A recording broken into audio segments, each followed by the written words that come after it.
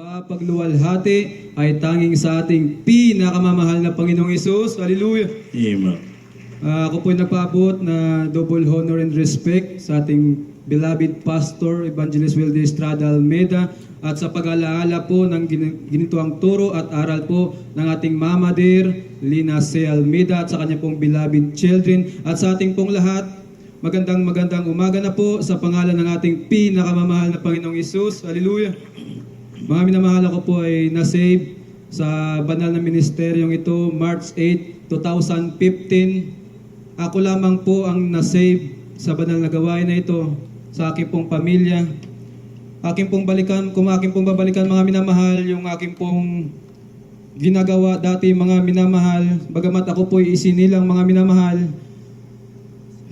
isinilang po ako na wala pong kinikilalang ama mga minamahal. Kaya sa aking pong paglaki, lulong po ako sa bisyo mga minamahal.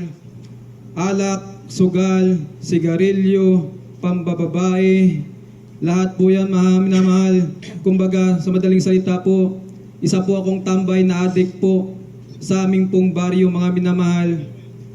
Dumating po yung time na parang sawang-sawa na po ako sa aking ginagawa, paulit-ulit lamang po. Tumira po ako sa isang mayaman po na pamilya. Ang sabi ko, pwede bang makitira dito? Magtatrabaho ako kahit na walang sahod. Sa kahabagan nating pinakamamahal na Panginoon, pinatira po ako kahit hindi po nila ako kaano-ano.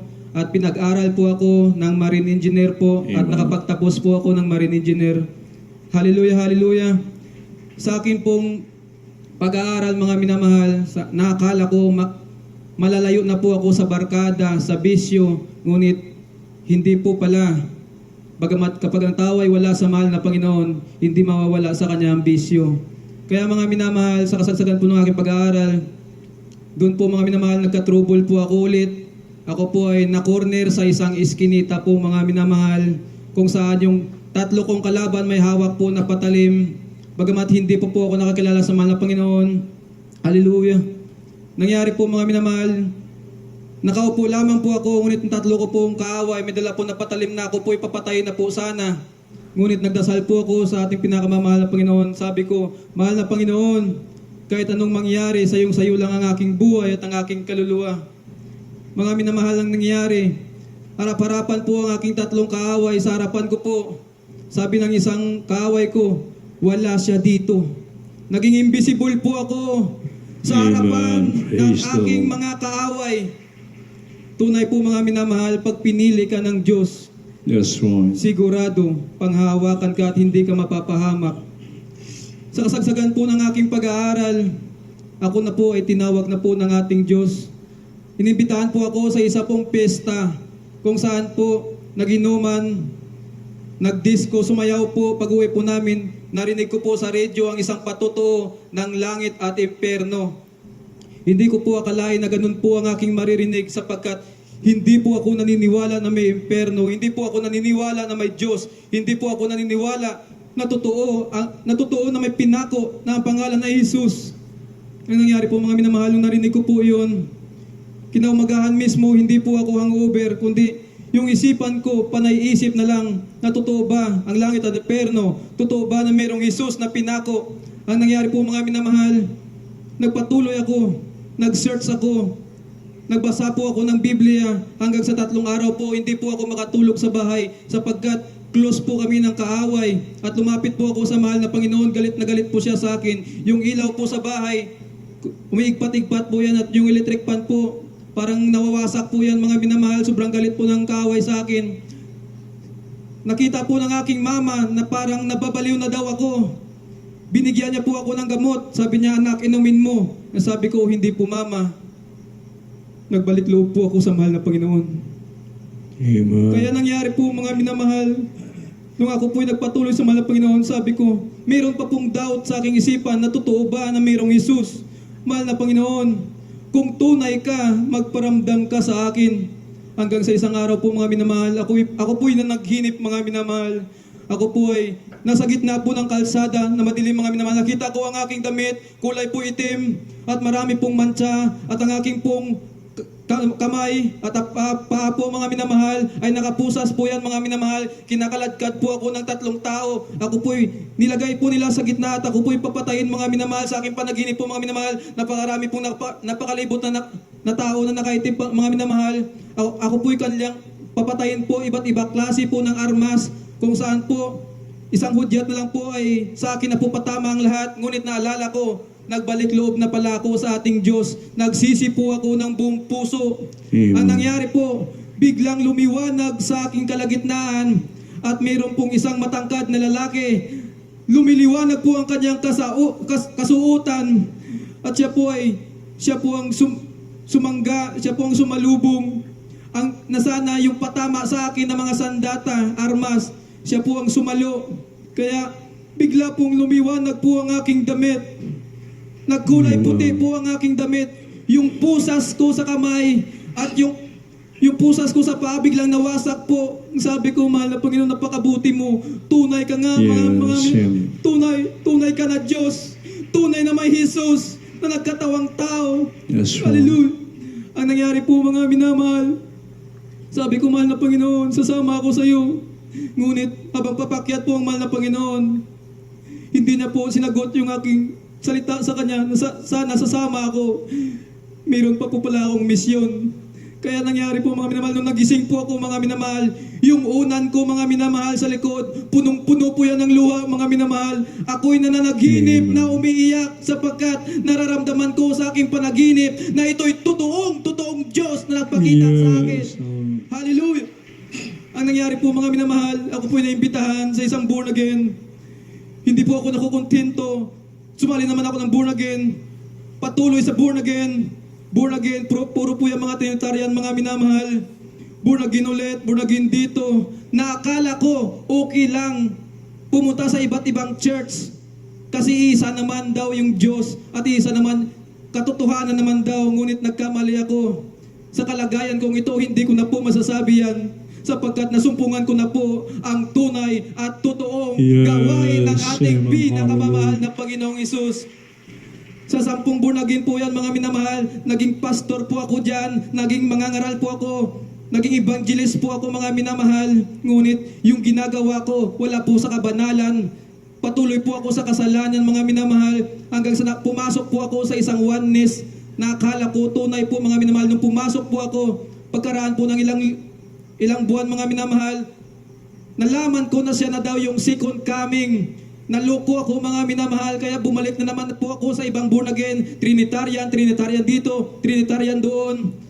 Sabi ko, mahal na Panginoon, naliligaw na po ako, mahal na Panginoon. Hindi ko na po alam ang aking gagawin, mahal na Panginoon. Nagkaroon po ako ng desire sa aking puso na humiling po sa mahal na Panginoon. Mahal na Panginoon, kung saan ginaganap ang tunay na paglilingkod, doon ako magpapabautismo. Sapagkat mga minamahal, sa maraming born again na aking nadaluan, hindi po ako nagpabautismo mga minamahal, sapagkat gusto kong masigurado ang aking kaligtasan. Hallelujah! Nangyari po mga minamahal, nung ako po lumabas ng bahay, habang nadadrive po ng motor, mayroon po akong nakita, isang kapatiran. Sa likod po ng kanyang motor, may logo ng Jesus Miracle Crusade. Sabi ko, mahal na Panginoon, bagong logo po ito. Ngayon ko lang nakita ito na ba ang sign, mahal na Panginoon? Pag-uwi ko sa bahay, pag-open ko ng Facebook, sa profile ng isang kapatiran, nakita ko ulit ang logo ng Jesus Miracle Crusade. Amen. Hallelujah. Doon na nagumpisa. Yung logo pala mga minamahal ay hindi ordinaryong logo mga minamahal, sapagkat dito mo matatagpuan ang katotohanan. Yes. Amen. Hallelujah. Mga minamahal, nung nasumpungan ko po yung mga minamahal, nagtanong-tanong po ako mayroon po ba kayong outreach dito sa dako po ng Rua City, Capiz? Sa Kabagan po, binigay po sa akin ang address. Ngunit nandyan po ang pagdududa mga minamahal. Nagdududa po ako na baka kulto to, baka hindi to totoo. Dumalo po ako mga minamahal. Nung dumalo po ako, nakita ko mga kapatiran lahat nakaputi. Napakaganda tignan mga minamahal. Kaaya-aya tignan. Yes, Ngunit yung sarili ko mga minamahal, ako lang po ang nakaitim. Sabi ng isang matanda na kapatiran, sino ang nag-akay sa iyo dito? Sabi ko, wala pong nag-akay sa akin dito, ako lang po ang pumunta. Sabi po niya, ang Diyos ang nagdala sa iyo dito. Tunay po, Yes, mga minamahal, sapagkat wala pong nag-akay sa akin sa gawain na yon, kundi ito po'y kahilingan ko at ito po'y natupad na. Sa pangalawang dalo ko mga minamahal, ako po'y nagpabautismo kasama ang isa kong bunga at nagpatotoo na Amen. dito na nga ginaganap ang tunay na paglilingkod Praise God. na hindi mo mahanap sa ibang born again. Na akala natin ayos lang na maglingkod dito, ayos lang na dumalo doon, ngunit hindi pala. Ang hinahanap ng Diyos ay ang tunay na mga mananamba sa Espiritu at Yes, katotohanan. amen. At dito ko nasumpungan sa banal na ministeryong ito, sa gawain ng Jesus Miracle Crusade, ginaganap ang totoo at tunay na paglilingkod. Yes. Hallelujah, hallelujah. Nung ako po nabautismohan mga minamahal, sa araw po na yun mga minamahal, yung lolo ko po ay may karamdaman po nandun sa ospital, lumalaki po yung tiyan mga minamahal. Pinutuan po namin ang aking pong kaklase na bunga ko po. Bagong baptize po kami, pumunta kami doon, nilihans po namin mga minamahal yung lolo ko. Sa kahabagan po, sabi ng doktor, malakas na ang lolo mo. Pinauwi na po sa bahay ang lolo ko. Hallelujah. Yes. Amen. Ang nangyari po mga minamahal, pagkaraan ng ilang araw, tinatawag ako ng lulo ko, nasaan si Raymart, papuntahin nyo dito. Pumunta po ako, nag-Bible study po kami ng lulo ko, pinatanggap ko po sa kanyang mahal na Panginoon bilang Diyos na hari at tagapagligtas ng kanyang buhay. Nagsisi po kaming dalawa at sa kabagan po tinanggap niya po ang mahal na Panginoon at siya po'y namatay kinaumagahan. Nagpapasalamat po ako sa mahal na Panginoon sapagkat sa huling hininga ng aking lolo, tumanggap at nagtiwala sa Diyos at nagsisi sa kanyang lahat ng kasalanan. Yes. Ito ay pinakamagandang pangyayari sapagkat sa huling hininga ay nagtiwala, nagsisi sa ating pinakamamahal na Panginoong Hesus. Amen. Hallelujah. Sa kahabagan po, nagpapatuloy po ako sa gawain na ito. Hiniling ko po sa mahal na Panginoon, gusto ko magkatrabaho. Ngunit nung instant po binigay ng mahal na Panginoon, ngunit nung nagkatrabaho na po ako mga minamahal, nawala po yung presensya ng mahal na Panginoon sapagkat hindi na po ako nakakadalo ng gawain. Yung araw na pananambahan ko ay kinain po ng aking trabaho, kaya ang nangyari po ako po ay nag-backslide. Hindi na po ako nakakadalo at bumalik po ako sa masamang gawain. Uminom, nagdisco po ako at doon po sa aking pinagtatrabahuan, ako po ay na-aksidente mga minamahal, nahulog po ako sa mataas na ladder at nabagok po ang aking ulo.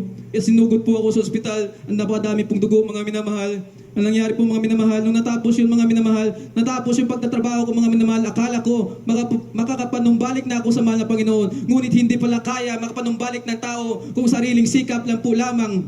Tanging Diyos lamang ang makapanumbalik sa tao. Yes. Amen. Kaya mga minamahal, ang nangyari po mga minamahal, pagkaraan ng ilang araw, sobrang sakit po ng aking ulo, masakit sa umaga, masakit sa tanghali, masakit sa hapon, masakit sa gabi. 9 days na sumasakit po ang aking ulo mga minamahal sapagkat nagkaroon po ng diferensya dito mga minamahal. Sobrang lakas po ng pagkabagok ko mga minamahal. Bumabaloktot po ako kapag natutulog po sa higaan mga minamahal. At doon din po, meron din po akong kinakasama, isang kasalanan mga minamahal na nakakapit sa akin mga minamahal. Bumabaloktot po ako 9 days. Ngunit sabi ko, kailangan ko naman balik sa mahal na Panginoon. Pumuwi po ako ng bahay, sinuot ko ang aking damit na pananambahan. Sabi ko, Mama, meron akong karamdaman, meron po ako sakit sa ulo. Sabi niya, bago ka umalis dyan, uminom ka ng gamot. Sabi ko, hindi na po Mama, napalo lang ako ng aking Diyos. Pagagalingin po ako ng Diyos, ng Jesus Miracle Crusade, kung ako po ay dadalo muli. Nung dumalo po ako mga minamahal, nagsisi ako, nagpuri. Mga minamahal, pag-uwi ko, yung sakit ko sa ulo, 9 days na sumasakit, instant pinagaling ng ating pinakamamahal na Panginoong Hesus. Tunay na dito sa banal na gawain ito, naghihimala ang Diyos, nagpapagaling ng karamdaman, at higit sa lahat, bumabago po ng buhay ng tao. Amen. Hallelujah. Kaya nangyari po mga minamahal, hindi pa po ako totally na nanumbalik mga minamahal, dahil sa cellphone ko po, meron pong mga games mga minamahal, kung saan ito po'y dahilan din na para makuha yung focus mo sa mahal na Panginoon. Yes, Tapos, nagsushort po ako mga minamahal, nagsasando po ako mga minamahal. Sabi ko sa mahal na Panginoon, hindi ko kaya magbago nang wala ang iyong tulong. Dumating po ang isang gabi mga minamahal, habang ako po'y natutulog, nanlalamig po ang aking katawan. Sa panlalamig po aking katawan mga minamahal, may nabubuong isang pagbabago, ang bautismo sa Espiritu Santo. Hallelujah. Yes. Nung nagising po ako mga minamahal, iba na po yung kaisipan ko. Iba na po yung kilos ko. Iba na po yung pananalita ko.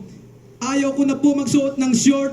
Ayaw ko na po magsuot ng sando. Yung mga games ko mga minamahal sa cellphone, dinilit ko na po lahat yan. At yung malala pa dito mga minamahal, yung 4 years and 4 months na kinakasama ko mga minamahal, bagamat hindi po kami kasal, hiniwalayan ko po mga minamahal sapagkat ayaw kong magkasala sa harapan ng ating pinakamamahal na Panginoong Hesus.